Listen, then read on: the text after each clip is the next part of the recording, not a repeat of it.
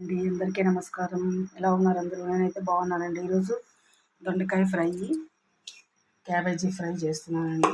Cabbage ఫ్రైలోకి టమాటా, కొబ్బరి, లవంగము, చెక్క, అల్లం ముక్క, తెల్లగడ్డలు, కొంచెం ఉప్పు అండి. దొండకాయ ఫ్రైలోకి అయితే తెల్లగడ్డ, ఉప్పు, కొబ్బరి, తెల్ల నువ్వులు, ఒట్టిమిరపకాయలండి. ఇవన్నీ గ్రైండ్ చేసుకోవాలండి. ఇది ఎంత దంచుకోవాలండి. దొండకాయ ఫ్రైకి అయితే తాలింపు పెడుతున్నానండి. ఆవాలు, జీలకర్ర,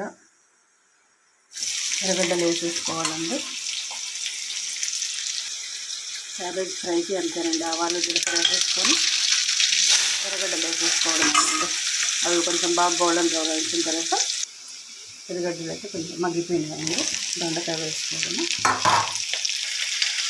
ఎర్రగడ్డలు మగ్గిపోయినాయండి. క్యాబేజ్ వేసేసుకోవడం అయితే మగ్గిపోయినాయండి. కొంచెం కరివేపాకు వేసేసుకొని మనం ఇందాక చూపించిన